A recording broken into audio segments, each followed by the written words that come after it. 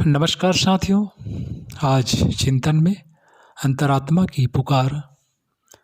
हम दो दुनिया के बीच रहते हैं, एक हमारे भीतर की जो बाहर की दुनिया को प्रभावित करती है, एक हमारे बाहर की जो भीतर को प्रभावित करती है। देखना यह है कि हमने किसे कितना महत्व दिया है और किस सीमा तक किसे अपनाया है। भीतर की दुनिया विचारों और भावनाओं की है, बाहर की दुनिया परिस्थिति और साधनों की। भावनाएं यदि उच्च स्तरीय हैं तो वह मजबूती बड़े काम की होती है। वह प्रामाणिकता और नैतिकता हर हालात में बनाए रहती है। परिस्थितियां विपरीत और साधनों की कमी रहने पर भी व्यक्ति सीधा खड़ा रहता है। बाहर के दबाव पड़ने पर भी झुकता नहीं। गरीबी और विपत्ति में भी दिन हंसते हुए गुजार लेता है। भीतर प्रसन्नता है तो बाहर भी मस्ती बनी रहती है। इसके विपरीत जो बाहर की दुनिया में रहते हैं उनके लिए परिस्थितियां ही सब कुछ रहती हैं। वे पैसा कम पड़ते ही रोने बिलखने लगते हैं और संघर्ष झंझट सामने आने पर तिलमिला जाते हैं। अनीति पर उतार आते हैं, शांति खो बैठते हैं और जिस उपाय से संपन्नता सफलता हाथ लगे उसे करने लगते हैं, भले ही उसमें नीति हाथ से गंवानी पड़े। भीतर की दुनिया विचारों की है, आदर्शों और भावनाओं की। उसका स्तर यदि ऊंचा है तो व्यक्ति हर हालत में प्रसन्न बना रहेगा।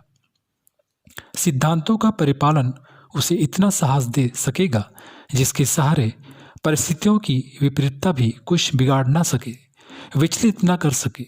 गिराने के लिए यदि लोगों ने दबाव डाले और जाल बिछाए हैं तो इस सीमा तक हैरान न कर सकेंगे कि आदर्शों को छोड़ें और अनुकूलता खरीदने के लिए अनीति अपनाने पर उतारू हों।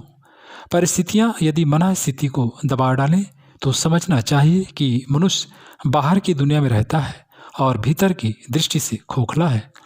जिसने सिद्धांत, आदर्शों, विचार, भावनाओं का महत्व समझा है वह सफलता उसी सीमा तक स्वीकार करेगा जो अनुचित कदम उठाने और अनीति अपनाने के लिए बाधित न कर सके।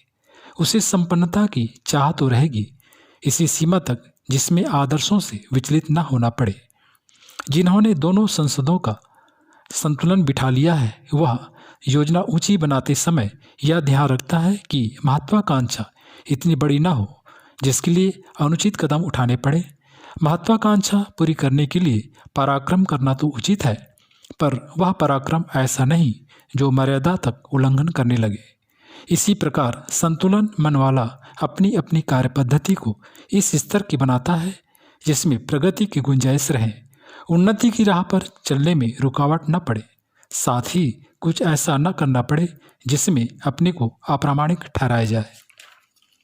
बुद्धिमत्ता इसमें है जिसमें भीतरी और बाहरी दुनिया के साथ तालमेल बैठ सके, स्वजन संबंधी प्रसन्न रहे, कारोबार में प्रगतिशीलता बनी रहे, साथ ही कार्य कौशल भी हाथ से जाने ना पाए।